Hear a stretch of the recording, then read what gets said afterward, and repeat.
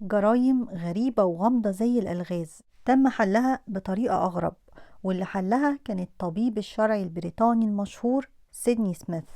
سيدني سميث كانوا بيسموه الساحر من كتر ما كان بيحل القضايا بطريقة غريبة.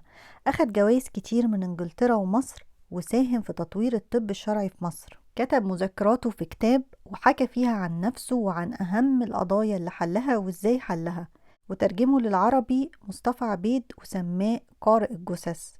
واسم قارئ الجثث كان اسم أحلى من اسم الكتاب الأصلي ومعبر أكتر، لأن فعلا سيدني سميث كان بيقرأ الجثث.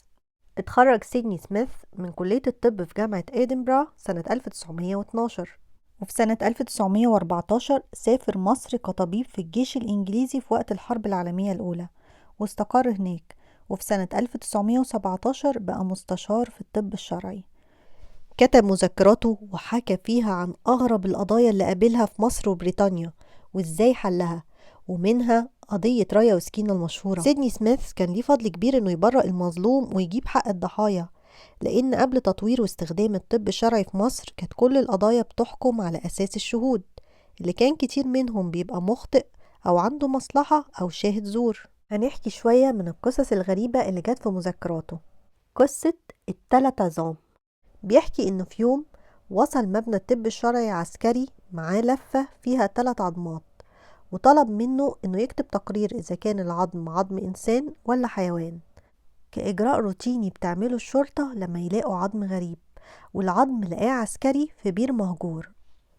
وحكى وقال: بعد أيام من البحث والعمل كتبت في تقريري إن العظم يخص سيدة شابة قصيرة القامة ونحيلة الجسم، عمرها ما بين 23 ل 25 سنة وقت وفاتها اللي مر عليه 3 شهور، وإن السيدة حملت قبل كده في طفل أو أكتر، وإن هي كانت بتعرج نتيجة لمرضها بشلل الأطفال. تم قتلها بطلقات نارية من بندقية محلية الصنع. وقلت في التقرير إن القاتل كان قاعد على بعد قريب منها مايل لليسار، وإن الضحية ما ماتتش فورا، ماتت بعد إصابتها بحوالي 17 يوم. وطلب من الشرطة إنهم يدوروا على فتاة بالمواصفات دي.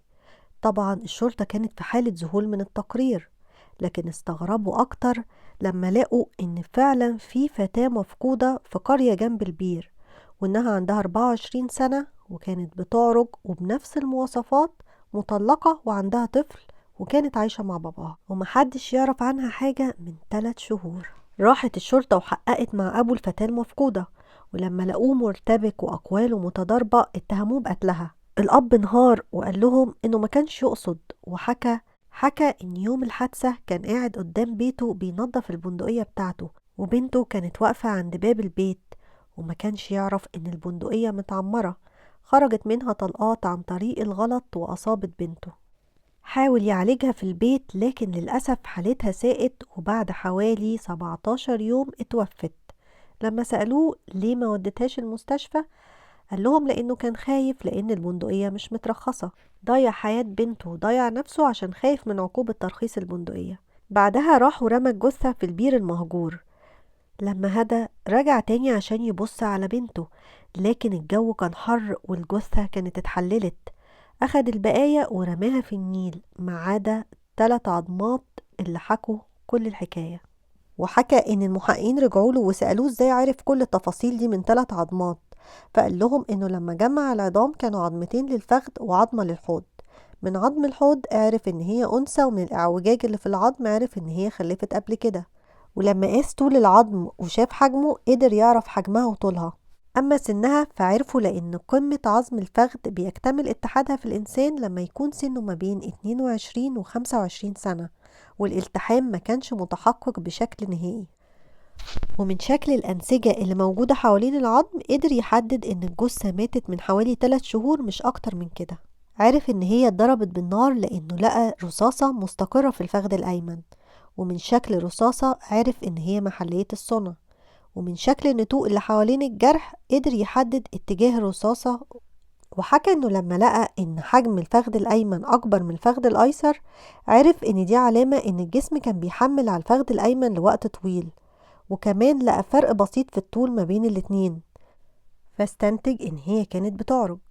ولأنه كان على وعي ودراية كاملة بالمجتمع المصري والأمراض اللي كانت منتشرة فيه في الوقت ده، فخمن إن ده كان نتيجة لإصابتها بشلل الأطفال.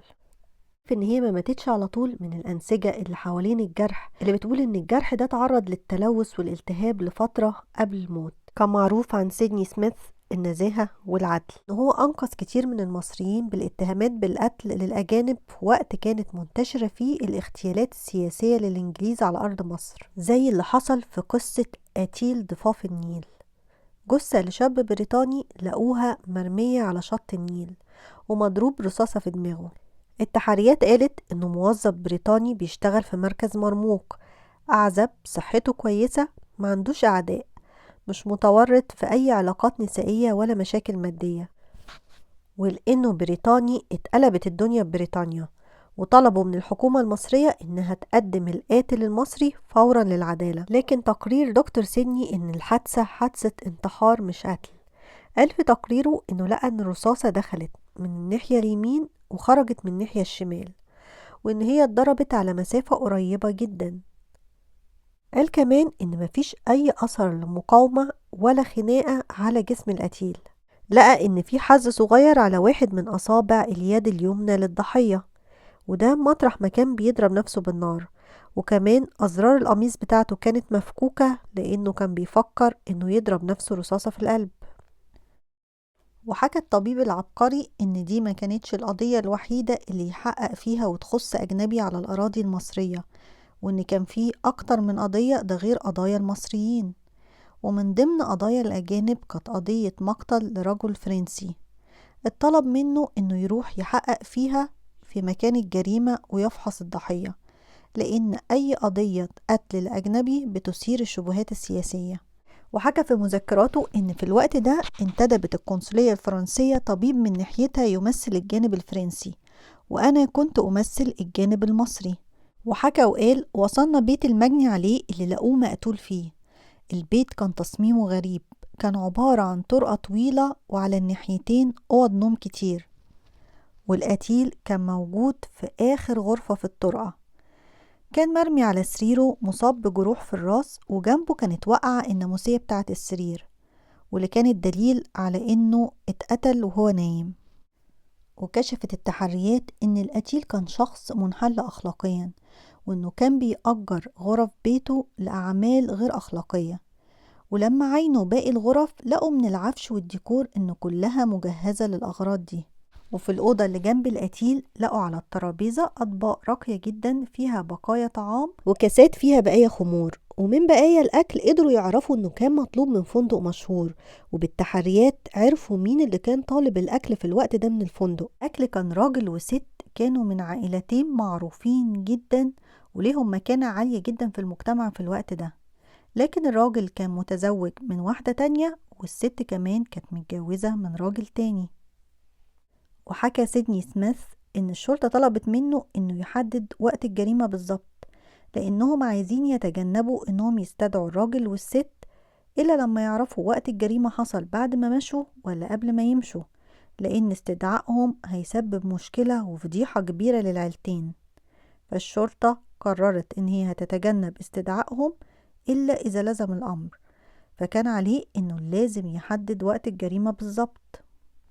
الجثة لقوها في نص النهار. قال في تقريره إن القاتل ضرب القتيل ضربة عشان يثبته في مكانه، وبعدين نزل عليه بضربات متتالية علشان يموته، وعرف كده من شكل الجروح اللي كانت 7 جروح متوازية على جنب الراس.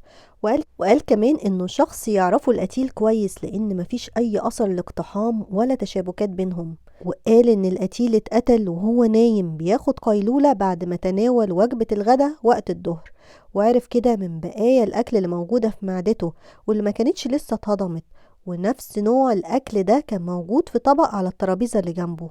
كمان هدوم النوم كانت موجودة في مكانها، وكان نايم بقميص نهاري.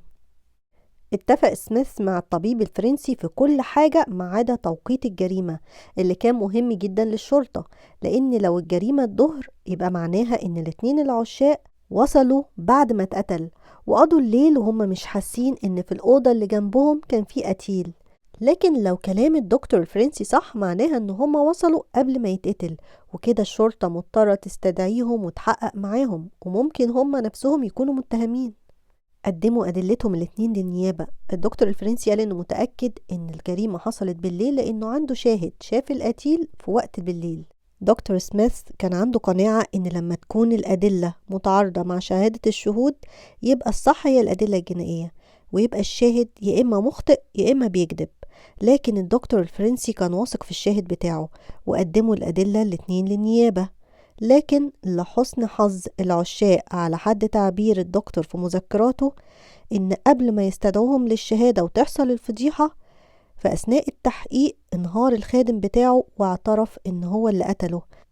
الخادم في اعترافاته قال إن هو قتله انتقاما منه لأنهم اتخانقوا قبل الغدا، لأنه كان بيساعده في الأعمال المشبوهة ومش بياخد أي فلوس زيادة، فاستنى لما اتغدى وأخد القيلولة بتاعته ودخل وقتله. وعن القضية الأشهر رايا وسكينة بيحكي إن في صيف سنة 1920 اتبعتت له عظمة من اسكندرية، وطلبوا منه يحدد إذا كانت عظمة إنسان ولا حيوان. ولما حدد إن هي عظمة إنسان قالوا له إن واحد من العمال لقاها وهم بيحفروا مصرف مية على جانب الطريق، فأمرت الشرطة إن يحصل تنقيب في نفس المكان، وبسرعة اكتشفوا أجزاء تانية من هيكل عظمي، وكان واضح إن هي جاية من تحت بيت جنب المصرف. وسافر اسكندرية عشان يعمل معاينة للبيت اللي مشكوك فيه. لما دخل البيت وصفوا إنه كان بيت بسيط جدا ومش متبلط. شك في الموضوع وأمر إن هم يحفروا الأرض فورا على مسؤوليته الشخصية. أول ما حفروا لقوا جثة لواحدة ست كان واضح إن هي مدفونة من فترة قريبة. وبعد ما حفروا أكتر اتفاجئوا ب7 جثث على حد تعبيره مرصوصين زي السردين جنب بعض، كلهم مقتولين بنفس الطريقة. وأما حفروا أكتر وأكتر اتفاجئوا إن المنظر بيتكرر تاني، و7 جثث تانيين لقوهم. الشرطة في حالة ذهول اكتشفوا مقبرة جماعية. طب كل دول دخلوا ازاي من غير ما حد يشك فيهم؟ وازاي اختفوا خرجوش ومحدش بلغ عنهم؟ قال سيدني سميث إن السيدات كلهم ماتوا عن طريق الخنق، وإن كلهم عندهم علامات في رقبتهم، أعمارهم بتتراوح ما بين 18 سنة لغاية ال50، وإن معظمهم أنجب قبل كده، يعني المفروض إن هم يكونوا سيدات متزوجات. لكن من خلال معرفته بالثقافة المصرية عارف إن في ثقافة الستات المتزوجات في مصر ده اهتمام بتفاصيل معينة في النظافة الشخصية، على عكس الجثث اللي كانت موجودة واللي كانت بتتطابق مع صفات بنات الليل المختلفة عن السيدات المصريات المتزوجات. فقرر إن أكيد معظمهم أو كلهم من فتيات الليل، وده اللي بلغوا للشرطة وطلب منهم إنهم يدوروا على مواصفات الجثث بين ملفات فتيات الليل. وقال للشرطة إن دي الإجابة المنطقية لسؤالهم ليه ما كانش حد بيدور عليهم ولا في بلاغات عن اختفائهم. ولما دورت الشرطة في الملفات بتاعة فتيات الليل اتعرفت على معظم الجثث الموجودة، وقبضوا على أصحاب البيت وهم الأختين رايا وسكينة، وكمان على أزواجهم. وفي المحكمة اتضحت كل الحكاية، واتضح إن رايا وسكينة كانوا بيختاروا الناس اللي مظهرهم كويس من البنات أو الستات سيئة السمعة أو فتيات الليل، ويوهموهم إن هم هيقابلوهم برجال أغنياء يدفعوا لهم كويس في بيتهم، وبمجرد ما تدخل الضحية اللي بتكون لابسة أحسن ما عندها ولابسة الذهب بتاعها. وده كان الشائع طبعا في الوقت ده، إن أي ست كانت بتحوش فلوسها في الذهب وتلبسه. بعدها كان بيجي واحد من أزواجهم من الخلف ويخنق الضحية وياخدوا ذهبها ويدفنوها. وطبعا اتحكم على الأختين رايا وسكينة بالإعدام. ولسه المذكرات مليانة بقصص شيقة لجرائم غريبة في بريطانيا ومصر، قدر قارئ الجثث إنه يحلها بطريقة عبقرية.